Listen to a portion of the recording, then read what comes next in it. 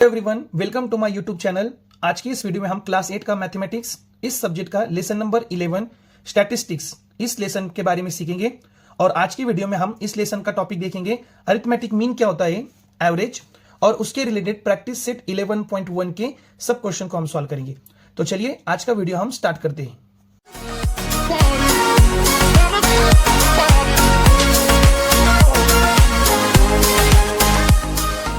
तो लेसन है हमारा स्टैटिस्टिक्स। अब स्टैटिस्टिक्स मतलब क्या होता है? Collection, organisation, presentation, analysis of data, है ना। डाटा मतलब हमारे पास कोई भी एक इंफॉर्मेशन होगी, उस इंफॉर्मेशन को हमने सपोज कलेक्शन किया है, उसका कलेक्ट किया है और उसे हमें ग्राफिकल वे से बताना है या टेबुलर फॉर्मेट में बताना है या डायग्रामेटिकली उसको शो करना है, जिससे उस डाटा का हमें पूरा मीनिंग पता चले। तो डाटा को हम डिफरेंट वे में शो कर सकते हैं। ये किसमें होता है? स्टैटिस्टिक्स में होता है। अब प्रीवियस स्टैंडर्ड 7 स्टैंडर्ड में हमने एवरेज मतलब क्या ये सीखा था। अब एवरेज क्या होता है उसका फॉर्मूला हमने देखा था, sum of all square divided by total number of square. जैसे कि हम एक एग्जांपल लेते हैं, यहां पर एग्जांपल है find average of following numbers. अब जो ये गिवन नंबर है उसका हमें एवरेज फाइंड करना है, जो कि हमने 7 स्टैंडर्ड में ऑलरेडी सीखा था। बस एक रिकॉल बोल के हमें इस टॉपिक को लेना है। 8 7 9 6 8 6। अब ये टोटल 6 नंबर से, मतलब ये स्कोर है, स्कोर 1, स्कोर 2, स्कोर 6 टोटल। अब इसका हमें एवरेज फाइंड करना है, तो हम फॉर्मूला क्या लिखेंगे? Average is equal to sum of all score divided by total number of score. अब इन सबकी एडिशन फॉर्मेट में अरेंजमेंट कर दो। 8 डिवाइडेड बाय टोटल, टोटल कितने है? 1 2 3 4 5 6, 6 से डिवाइड कर दो। अब यहां पर इसके हम एडिशन करेंगे। सो देखो 44 डिवाइडेड बाय 6। तो आप अगर ये डिवीजन करेंगे रफ पेज पर तो फाइनल आंसर हमें क्या मिलेगा? यहां पर 7.3। ठीक है। सो अब इसमें डेसिमल 3 आ रहा है तो हम 2 डिजिट तक ही लेंगे। आपने 1 डिजिट में कोई प्रॉब्लम नहीं, कभी कभी वो एग्जैक्टली डिविजिबल भी हो सकता है। सो एवरेज क्या मिला हमें? 7.3। ठीक है। अब 8 स्टैंडर्ड में हमें एक न्यू टॉपिक देखना है, अरिथमेटिक मीन। अब वो अरिथमेटिक मीन क्या होता है? अब जो हमने लास्ट ईयर एवरेज सीखा था ना, तो एवरेज को ही दूसरा नाम क्या है? अरिथमेटिक मीन कहते हैं उसे। ठीक है। तो चलिए हम अरिथमेटिक मीन के बारे में सीखते हैं। अरिथमेटिक मीन, अब जो हमने एवरेज जो सीखा है ना, तो एवरेज को ही हम क्या कहते हैं? अरिथमेटिक मीन कहते हैं, या उसे हम सिंपल मीन भी कह सकते हैं। ओके। सो क्वेश्चन होगा find the mean of following data. हमें कुछ नीचे नंबर्स देंगे, उसका मीन फाइंड करने के लिए कहा जाएगा। या तो इस टाइप का क्वेश्चन होगा, find mean of first 4 prime numbers, first 4 odd number, first 4 even number, है ना, कॉम्पोजिट नंबर, ऐसे मतलब 4 के जगह 5 6 भी हो सकते हैं। तो इस टाइप का क्वेश्चन हम देखेंगे। Find mean of first 4 prime number. पहले जो 4 प्राइम नंबर होते हैं उसका हमें मीन फाइंड करना है, मतलब एवरेज ही फाइंड करना है। तो जो एवरेज के लिए हमने जो फॉर्मूला यूज किया था वही हम फॉर्मूला मीन के लिए यूज करेंगे। सबसे पहले तो वो 4 प्राइम नंबर कौन से हमें वो लिखना होगा। तो फर्स्ट 4 प्राइम नंबर्स आर, तो पहले 4 प्राइम नंबर कौन से होते हैं? 2 3 5 7। ठीक है। अब देखो हमने फिर फॉर्मूला, उसके बाद हम फॉर्मूला लिखेंगे। सो अब यहां पर फॉर्मूला हम वैल्यू पुट करके क्या है? सम ऑफ ऑल स्कोर। तो टोटल 4 स्कोर है हमारे पास, 2 + 3 + 5 + 7 डिवाइडेड बाय 4। अब इसके हम एडिशन करेंगे। 2 + 3 5, 5 + 5 10, 10 + 7 17, ये बनेगा 17/4। अब इसे हम सॉल्व करेंगे, कितना मिलेगा हमें? देखो अगर आप डिवीजन से करो या तो यहां पे डायरेक्टली करो, 4 1 जा और यहां पे 4 4 जा 16। ओके। एक बचेगा वहां पर, तो वो बन जाएगा 10। 4 2 जा 8, अगेन वो वहां पर कितना बचा? 2 बचा, वो 20 बन जाएगा। 4 5 जा 20, सो 4.25। तो पहले 4 प्राइम नंबर का एवरेज या मीन क्या होगा? 4.25।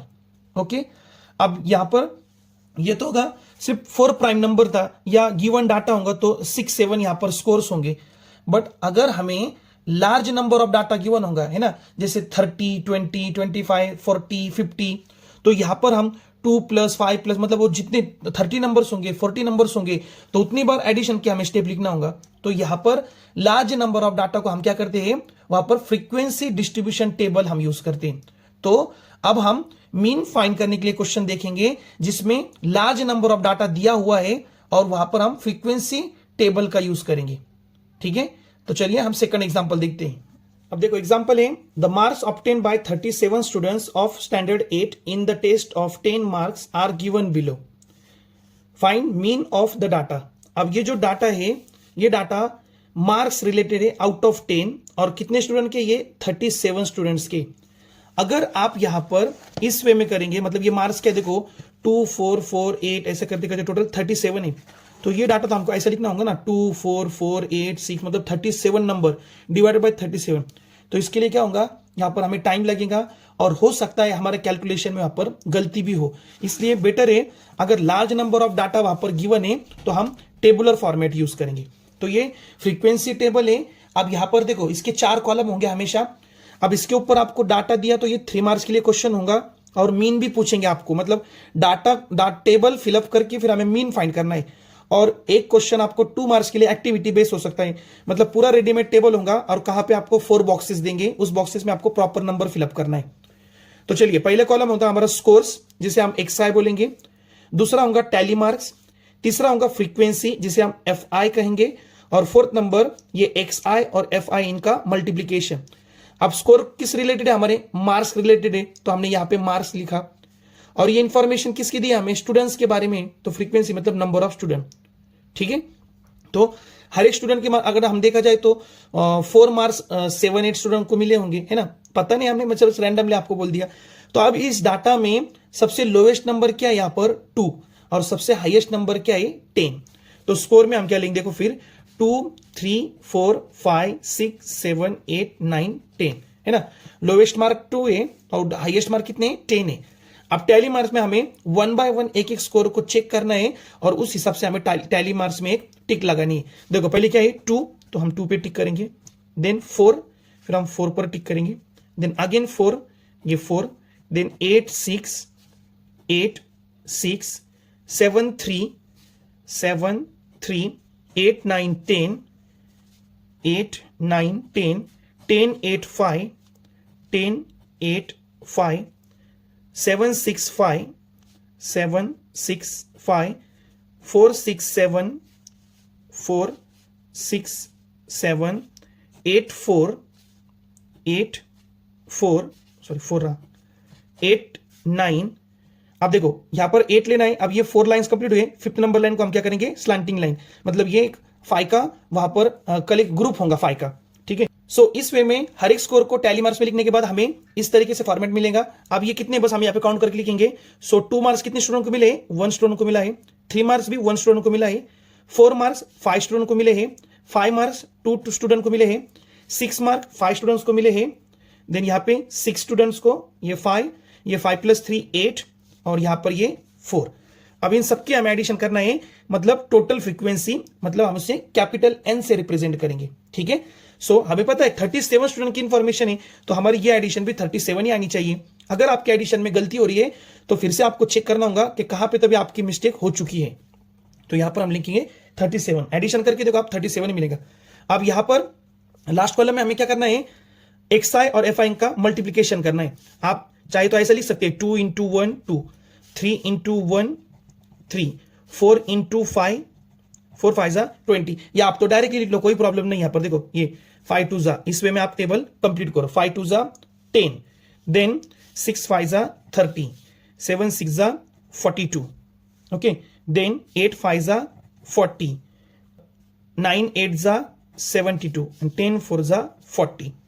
अब यहां पर XI FI के हमें पर्टिकुलर वैल्यू मिली है। अब इन सब के एडिशन हम करेंगे, तो इसे हम लिखेंगे समेशन XI FI या FI XI भी बोलो। अब ये जो सिंबल है ये समेशन का है, आगे आपको बता दो ये क्या है, इज इक्वल टू, फिर ये 2 3 20 10 इस सब के आप एडिशन करेंगे तो आपको यहां पर इसकी एडिशन मिलेगी 259। देखो आपके टेक्स्ट बुक में ये ऑलरेडी एक सॉल्व करके दिया एग्जांपल, इसलिए मैं इसको थोड़ा फास्ट में ले रहा हूं। ठीक है, आप चाहे तो बुक में देख सकते हो उसको। इसके यहां पर हमें टोटल कितना मिला 259।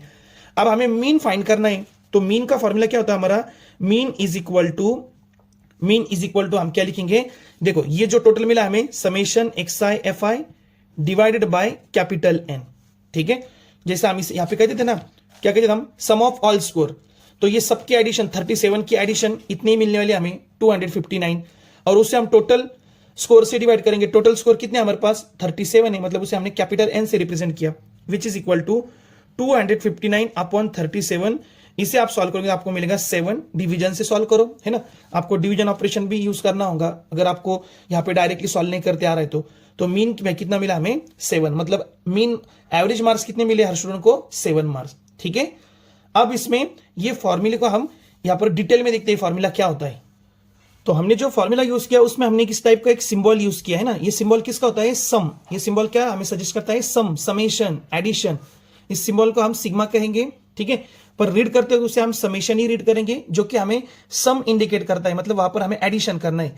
तो फॉर्मूला हमने क्या लिखा था समेशन एक्स आई एफ आई, मतलब जो एक्स आई एफ आई का कॉलम है हर एक एंट्री जो हमें वहां पर मिला है स्कोर उसके हमें एडिशन करना है, सम करना है। और डिवाइड बाय कैपिटल एन, मतलब टोटल फ्रीक्वेंसी जितने स्टूडेंट की इंफॉर्मेशन दी है मतलब हमारे टोटल स्कोर हो गई वो।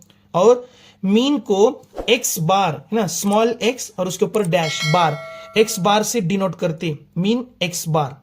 अब इसमें 1 मार्क के लिए हमें क्वेश्चन क्या पूछा जाता है, हमें समेशन एक्स आई एफ आई की सपोज वैल्यू दी है 200, हमारे पास एन की भी वैल्यू दी है उन्होंने सपोज 20 फॉर एग्जांपल, और हमें कहा है फाइंड मीन एक्स बार। ठीक है, अब देखा जाए तो हमारे पास ये 3 चीजें summation x i f i, then total frequency और मीन, इन 3 में से कोई भी 2 वैल्यू हमको दे सकते हैं और थर्ड वन हमें फाइंड करना है। सो हम 1 मार्क के लिए कैसे सॉल्व करेंगे इसे, सिंपल गिवन जो दिया हम वो लिख लेंगे, उसके बाद formula mean x bar is equal to summation x i f i upon capital N. अभी कितना है 200 अपॉन 20, इसे हम सॉल्व करने कितना आएगा 21 जा 20 10 जा, तो मीन क्या मिला हमें x bar is equal to 10। Okay, इस वे में हम उसको सॉल्व करेंगे, सिंपल ये। अब कभी कभी हमें मीन भी दे सकते हैं वो और कैपिटल एन की वैल्यू देंगे, तो एन की वैल्यू जो होगी वो मीन को इधर शिफ्ट करके मल्टीप्लाई कर दो, summation x i f i मिल जाएगा। ओके, सो इस वे में हम इस फॉर्मूले का यूज मीन फाइंड करने के लिए कर सकते हैं। और लार्ज नंबर ऑफ डाटा अगर देंगे तो हम टेबुलर फॉर्मेट यूज करेंगे, और स्मॉल डाटा है 5 6 तो हम नॉर्मल जो एवरेज वाला फॉर्मूला है वही फॉर्मूला हम मीन के लिए यूज करेंगे। ठीक है, चलो अब इस फॉर्मूले के रिलेटेड हम प्रैक्टिस सेट 11.1 के हम एग्जांपल सॉल्व करते हैं। प्रैक्टिस सेट 11.1 में जो पहला क्वेश्चन हमें दिया है, देखो ऑलरेडी टेबल भी हमें रेडीमेड दिया है और यहां पर हमें सिर्फ बॉक्स पर कौन से वैल्यू आएंगे वो वैल्यू हमें फिलअप करना है। मतलब इन शॉर्ट ये एक्टिविटी टाइप का क्वेश्चन है, तो ये आपको 2 मार्क्स के लिए भी पूछा जा सकता है और 3 मार्क्स के लिए भी।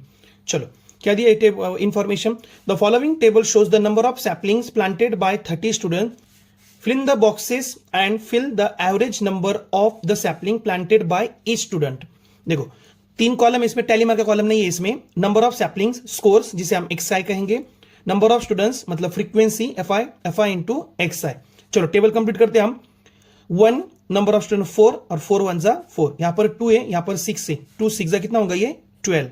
ठीक है, देन थर्ड नंबर 3 इंटू 12 ये हो जाएगा 36, देन फोर्थ नंबर ये 4 इंटू 8 यहां पर हो जाएगा 32। अगर आप इसके एडिशन करेंगे तो टोटल कितने मिलेगा हमें 30 मिलेगा, है ना। देखो आप करके देखो यहां पर, सो 12 प्लस 8 20 एंड 20 प्लस ये 10 कितना हो जाएगा 30। और यहां पे हमें समेशन एफ आई एक्स आई कितना मिलेगा, इसके एडिशन हमें मिलेंगे 84, कितने मिलेंगे 84। ओके, अब यहां पर हमें मीन फाइंड करना है, तो मीन का फॉर्मूला क्या होता है, mean x bar is equal to dash dash upon N.